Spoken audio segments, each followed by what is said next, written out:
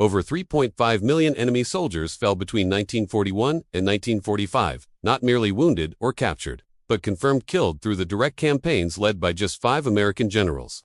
Among the more than 1,100 generals who served in World War II, these 5 stood apart, delivering battlefield dominance so complete that Axis commanders panicked at the mere mention of their names, often abandoning prepared positions or rewriting entire defensive plans overnight. This ranking draws exclusively from verified historical records, documented enemy combat deaths, massive surrenders that removed armies from the fight, strategic maneuvers that isolated and doomed garrisons, and the efficiency measured by enemy losses versus American lives preserved.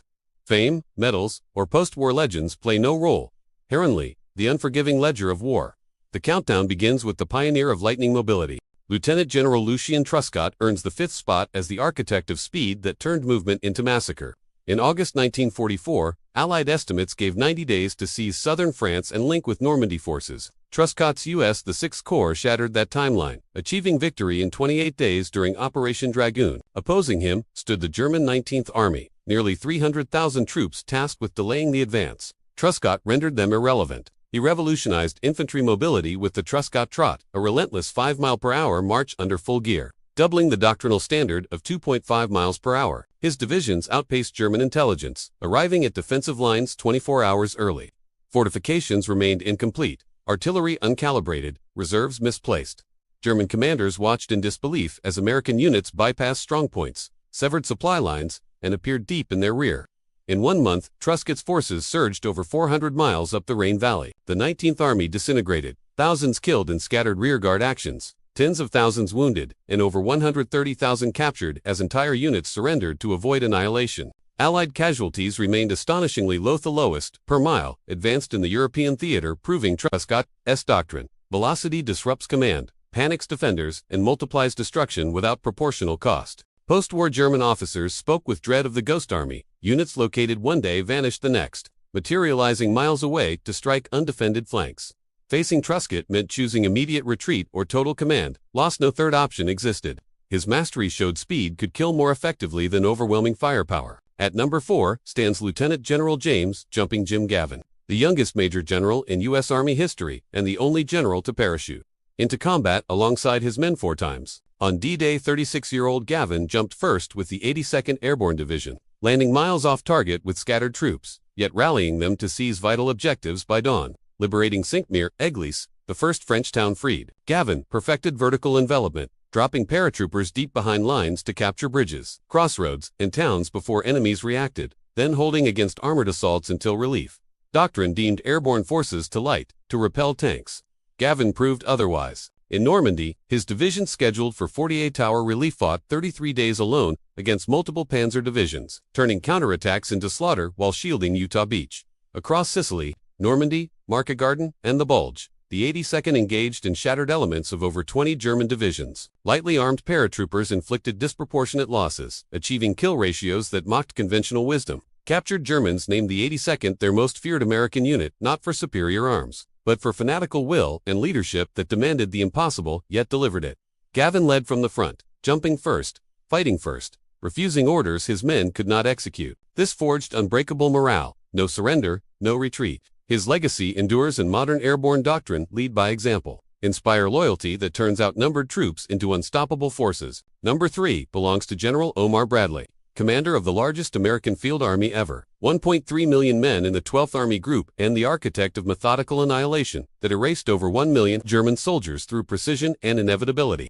Bradley shunned drama, custom uniforms, or fiery rhetoric. He orchestrated operations like a master engineer. Attacks struck exactly on schedule, at predicted weaknesses, achieving stated objectives without deviation. Germans termed it clockwork warfare, predictable yet unstoppable, exploiting no errors because Bradley made none. Operation Cobra, his masterpiece, concentrated overwhelming air power on a narrow front, blasting a gap that collapsed Normandy's entire German line in days. Paris liberated weeks later, entire armies disintegrated. In the Bulge, Bradley identified the main thrust within hours, repositioning forces to choke it while authorizing Patton's legendary counterstroke. His pinnacle, the Ruhr Pocket encirclement, trapping over 325,000 Germans, the largest mass surrender in Wehrmacht history in a vice, so tight resistance became futile. Total enemy casualties under Bradley exceeded 1 million. more than any other American commander, achieved through relentless competence that preserved American lives while making enemy survival mathematically impossible. Bradley won not through spectacle but by rendering further fighting pointless. Germans feared him for flawless execution that left no escape. General George S. Patton secures number 2. The embodiment of unrelenting aggression, whose Third Army inflicted approximately 1.4 million casualties, often at 9-to-1 ratios, while seizing more territory, faster than any Allied force. Patton turned armies 90 degrees in winter to relieve Bastogne, executed record advances across France, and crossed the Rhine in lightning strikes that shattered defenses. His creed, speed and violence, overwhelm any position. Momentum justifies cost. It delivered triumphs, vast liberations, crushed resistances, but extracted the highest American toll in Europe. With casualty rates 40% above averages and over 27,000 killed under his command. Lorraine's fortified assaults cost tens of thousands for initial limited gains.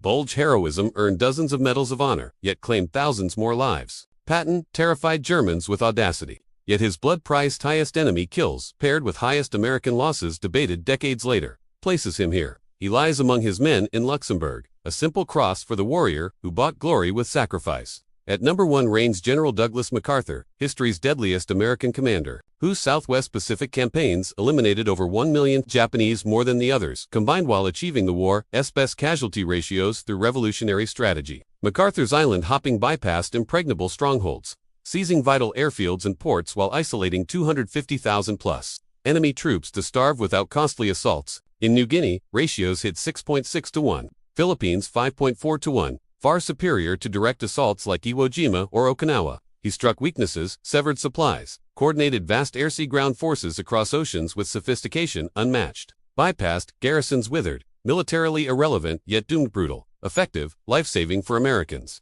Critics often highlight MacArthur's undeniable ego and relentless self-promotion, his carefully staged "I shall return" waiting ashore in the Philippines, the theatrical corncob pipe, the avalanche of press releases painting him as an infallible genius, and accusations of inflating personal glory while distancing from failures. Detractors called him vain, manipulative, and insubordinate, pointing to his tense relationships with presidents and peers alike. Yet these very traits fueled a commanding presence that inspired loyalty and projected unbreakable confidence to troops and a war-weary public. Beneath the spectacle lay cold strategic mastery whose results eclipsed the flaws. Unparalleled enemy destruction, achieved with remarkably low American losses. MacArthur commanded vast forces, over 2 million American, Australian, and Filipino troops, by wars and coordinating amphibious assaults, air campaigns, and ground operations across thousands of miles of ocean, with logistical precision that bordered on miraculous. He accepted Japan's unconditional surrender aboard the USS Missouri on September 2, 1945, a moment symbolizing not just victory, but the end of the Pacific War. His post-war occupation of Japan stands as one of history's most successful reconstructions. As supreme commander for the Allied powers, MacArthur demilitarized a warrior nation, purged militarists, broke up powerful conglomerates, enacted sweeping land reforms that empowered tenant farmers, and oversaw the drafting of a new constitution that enshrined democracy, women's suffrage, and pacifism. He retained Emperor Hirohito as a symbolic figure to maintain stability, a controversial but pragmatic choice that prevented chaos. Japan transformed from a devastated, aggressive empire into a peaceful economic powerhouse and steadfast American ally, a legacy that endures today. The mathematics remains irrefutable. MacArthur's Southwest Pacific campaigns inflicted massive Japanese losses through brilliant island hopping, bypassing impregnable fortresses like Rabaul, seizing vital nodes, and isolating hundreds of thousands of enemy troops to wither from starvation and disease without expending American lives in futile assaults. Exchange ratios in New Guinea and the Philippines often exceeded 5 to 1 or 6 to 1, dwarfing the bloody attrition of direct assaults elsewhere in the Pacific. His strategy saved countless American soldiers while systematically dismantling Japan's defensive perimeter. Truscott, Gavin, Bradley, Patton, and MacArthur together orchestrated the deaths of over 3.5 million enemy soldiers, far surpassing the German Army's losses on the Eastern Front in the brutal year of 1943 alone, when the Wehrmacht suffered around 1 million casualties amid defeats at Stalingrad and Kursk. These 5 leaders, each with distinct styles, Truscott's blinding speed, Gavin's airborne audacity, Bradley's clockwork precision, Patton's ferocious momentum, and MacArthur's grand strategic vision, shattered Axis forces through innovation, adaptability, and unrelenting will. They proved that superior generalship could overcome material disadvantages. Turning the tide against fanatical defenses and vast oceans, history often fixates on the flamboyant or controversial figures, amplifying their personalities over their achievements. But these men won the war, not through propaganda or legend alone, but through lethal effectiveness on the battlefield, maneuvers that encircled armies, doctrines that outpaced enemy reactions, and strategies that made resistance suicidal. The Pacific Islands, European hedgerows, and Philippine jungles still bear silent witness to their impact. Millions of enemy graves marking paths of victory paid for with American resolve. In an era when Axis powers believed in inevitable dominance, these generals demonstrated the decisive power of leadership that refused compromise with defeat. Their combined toll reshaped the world, ending empires and forging the post-war order. The numbers endure, the victories stand, and the lesson remains. True greatness in command lies in results that transcend personal glory.